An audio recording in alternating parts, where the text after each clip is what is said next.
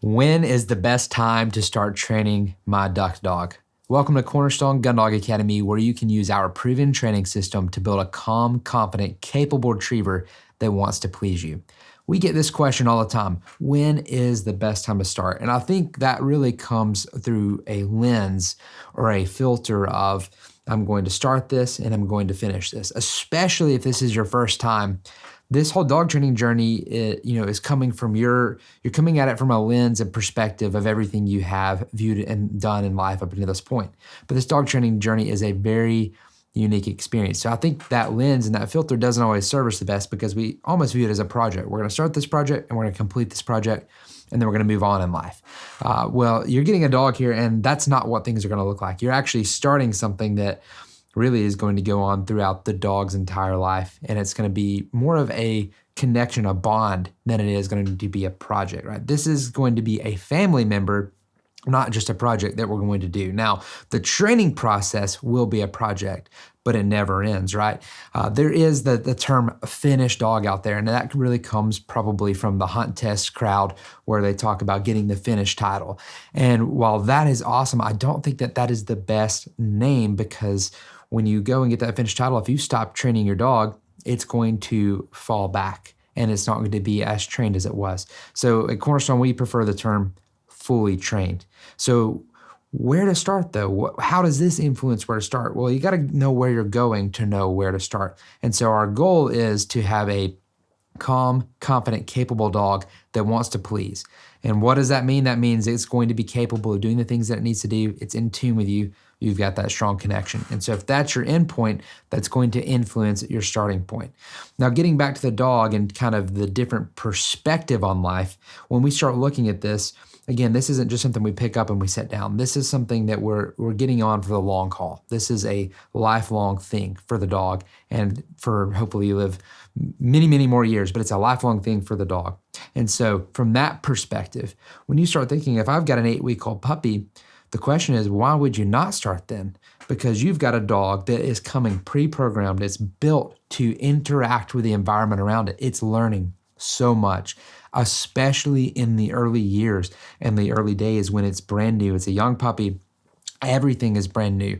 And so if you wait until later to start training your dog, you're allowing your dog to really come to its own conclusions of the world instead of shaping and molding it into that calm, confident, and capable dog that you want, that wants to please you, that doesn't embarrass you in the blind, that is great around the home and great around the family, but it's also a bad to the bone duck hunting dog out in the field. And so we recommend starting as early as possible. Now, depending on your situation, sometimes you get dogs later than 8 weeks old. Sometimes maybe you run across a dog that is 2 years old and it comes into your life at that point. The thing is, no matter what, my encouragement for you is to start training as soon as you get the dog. But the ideal window for making training as smooth as possible and making it as fun as possible is the minute you bring your dog home at 8 weeks old. Again, you've got this load of potential, this brain that is just like a sponge ready to absorb everything around it. And if you do the right things, it can be amazing the results that you get. And so what does that look like? When should you start and what does training look like? Does that mean we go straight into big gun dog training? We start doing retrieves and stuff? No. What that means is we start going on a progression. And that's really the way I like to look at it. We want to, again, think about that end goal of this dog that wants to please, that's amazing, that listens, it's obedient, but it also can retrieve. We want to think about that end goal and we want to slowly work our way up there. The goal is not to sprint there as fast as we can. If you sprint there as fast as you can, you're probably going to miss some things along the way and you're not going to get that target goal. So going back, we want to take this progression to where we slowly develop this dog and we don't want to put too much in the dog's brain and too much on the dog at once because again, there's so much information. Everything that it's learning is new. So early on at that 8, 9, 10-week-old, 11, 12-week-old, we're going to do short, small sessions and we're going to do just very little burst, micro burst if you want to call it. And we're going to focus on small, easy, achievable outcomes. We're going to get success with that. So, for example, where we start with in Cornerstone is place. There's many places you can start, but we start there as far as the training goes when we actually implement lessons and start developing skill sets and obedience. Where we start before that is we start with really just routine and regimen. And I think this is probably one of the most overlooked aspects or things in dog training. We don't think about it a lot. Why? Because we just don't, right? We're accustomed to our normal regimen and stuff, and so we just start living life. But one of the greatest opportunities to develop a great hunting dog starts with the regimen and the routine that you put your dog on. So starting there, then you jump in very early on. You can start this as early as 8 weeks old, teaching your dog place, teaching your dog how to learn, how to problem solve.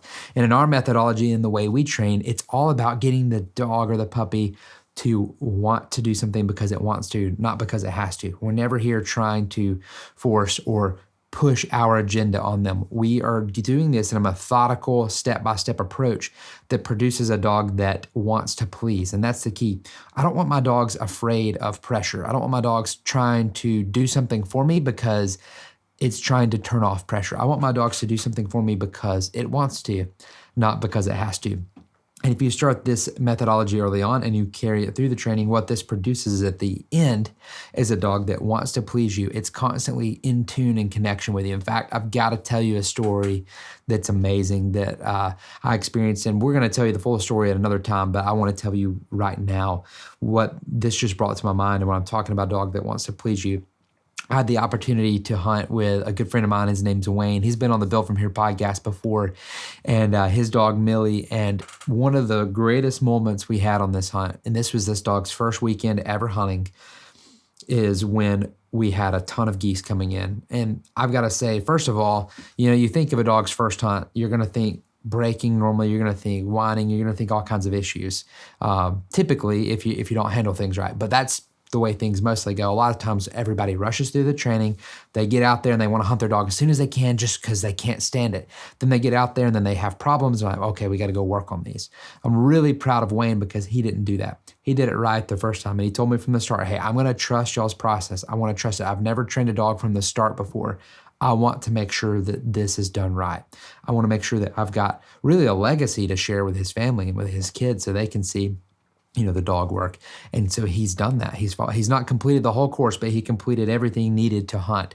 And we're talking, we've got 20 or maybe 50 geese coming in literally 20 or 30 yards out before the shot's called. This dog's not on a steady tab or any of that. It's sitting in the stand, the Momar stand right beside the blind. And then there are 8 or 9 of us shooting, just boom, boom, boom, boom, boom, boom, boom, boom. Dog stays steady. But that's not even the thing I want to tell you about.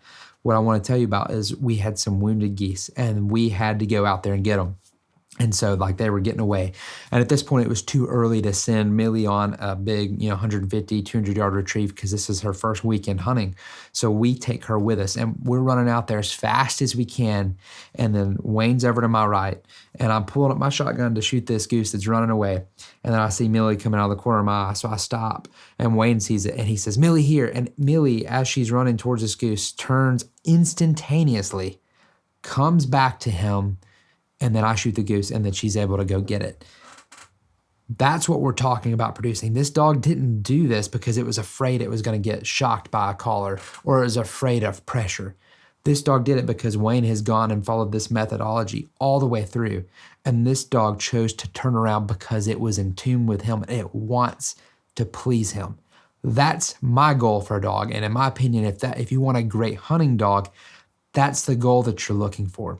We can talk about all the ways, well, how can you be sure your dog's going to listen? Well, that's just proof. The proof is in the pudding, as my cousin Ethan said on the hunt. He said, well, he was blown away seeing that because we were kind of telling him about the process on the way up there. And he's hunted with some dogs before that were breaking and doing all these things, but he's never hunted with a dog that hasn't broken and done all that, especially the dog's first hunting season. And he said, personally, I forget exactly what I said, but it was something along the lines of, Wow, if people could see that, like there's no question that's the only way to go, because this is a dog's first season doing something that really requires serious finesse, serious connection, and serious bonding. So how does this tie back to when should I start training my duck dog? Well, that's where your goal is. And if you want to get there, you start that early on. And at week 8, you can start teaching that as early as week 8, right? When we start on our process, we teach our dogs how to learn on the place board. We're using positive reinforcement, clicker and treat. There's some more depth to that. We can talk about that in another podcast. But what we're doing is we're teaching the dog to want to please, to seek out reward. Early on, the reward starts with treats. Later on, the reward becomes the retrieve. And then as time goes on, it all comes together and the dog realizes that reward comes from you, the owner, the trainer. And once all those connections are made, you now have a dog that wants to please you and to do all those things. Now let's talk about, well, what happens if you don't start your dog there? If you let your dog run wild, you just let it be a puppy. Nothing necessarily bad is going to happen, right? You're not going to necessarily have anything horrible happen. You're just missing out on some great things that could happen. If you've got a dog that you've been letting hang out at 6 months old, you can still start this process. We're just talking about the ideal window. The ideal window is 8 weeks old. Don't wait. Do it as soon as possible. Now, in your case, if you're like, well, dang, I missed the ideal window. Again, nothing necessarily bad is just going to happen. You just miss out on maybe some of the really great things that you could start early on. That said, all hope is not still lost. You can start now. So the ideal window is as soon as you personally can with your dog. That's the best time to start training your dog. So we get that question a lot, but that's really the context of why we recommend starting early. If you start early, you're going to basically slowly progress and build. Now, again, if you're starting 6, 8, 9, 10, 11, 12, 2 years old, the progression is still the same. And I think I want to throw this out there because I think a lot of people have a misconception that dog training is age-based versus skill-based. At Cornerstone, we teach that dog training and retriever training is not age-based. It is skill-based. So if you've got a 2-year-old dog that has 0 training, you're basically starting with an 8-week-old dog, and your progression window is going to start at 2 years old. And so that progression window means you start and you work until you get there, but it's all about the skill. So if you've got a dog that is 1-year-old, but it's been being trained since it was 8 weeks old, it's going to be further along than that 2-year-old. Even after a few months of training, the 2-year-old still will not be as far along because the total amount of training and reps.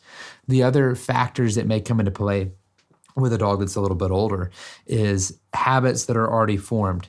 And so one of the big benefits of starting a training with a puppy is that it's a clean slate, meaning what it's learning in the moment is the first time it's ever learned it. If you start with an older dog, it is not a clean slate, and that doesn't mean it can't be trained, but what you're going to have to now do is navigate more waters of uncertainty, which is, what is this dog's habits now? And if my dog is in a rut or a habit, how am I going to get it out of that habit to get it to do this new skill? And that really is pretty simple to do. It just takes a little bit longer, right? Because if you start with a puppy and you say, get them on place, a lot of times that's easy. You'll get that done within 5 minutes. You start with a 2-year-old dog, they may take 10 minutes or a little bit longer. Why? Because they're filtering the world through the lens that they've already have, versus that puppy has no lens. It's brand new to the training. And so my encouragement for you again is to start as soon as possible. But if you're starting as soon as possible and your ideal window is right now, but you got a 2-year-old dog, then just keep all those things in mind. But it's all skill level based and it's all about progression. You're not starting something and finishing it and then it's over. This is something that you'll start now and you'll carry on through the whole dog's life. And it's really a way of life. It's a lifestyle. So the best time to start training a duck dog is as soon as possible. And if you have the opportunity, it's 8 weeks old. You can start there and you can have some great success. If you would like some help with training your dog, maybe you're on this fence, maybe you're overwhelmed from all the different options out there, right? There's a lot of different options. There's a lot of different opinions on how to go about things. I'll just say this, if that's you and you're overwhelmed, then you would want to choose Cornerstone if you really want to have that great retriever and you want to have that step-by-step hand holding and you want to have a better experience so that your dog ends up like Wayne's, like we talked about. If you want to have that result, which is your dog wants to please you, it's in tune with you, and it listens even when there's a bunch of chaos around, Cornerstone's the way to go. And we can help you because we have a step-by-step online course that will walk you through every single step of the way. In addition to that, we have a community that rallies around you and supports you. I've been seeing posts left and right from people that have their dog getting their first retrieve and a big win. I'm also seeing members that have been with us for years saying their dog has got their 1,000th retrieve. And so wherever you're at on the journey, this honestly is one of the biggest things on why I would encourage you to choose Cornerstone to help you train your dog, because the community and really the knowledge base that's there. It's a large community. There's nothing like it out there. There's people, not only that, there's nothing like the people that are in Cornerstone. The people in Cornerstone want to see you succeed. They're encouraging, they're life-giving. They want to help you when things aren't going well and help you work through the challenges. And so, again, if you're listening to this and you're like, you're not sure which step to go, like you're overwhelmed, like, should I do this step? Should I do this? Should I do that? Just honestly, if you want to stop searching and just eliminate that and know exactly what to do that works, sign up for Cornerstone today and we can help you. But that's it for this Cornerstone podcast. I want to thank you for tuning in and listening. I can't wait for the next one. And again, when's the best time to start training your duck dog? As soon as possible and as early as the day you bring your puppy home.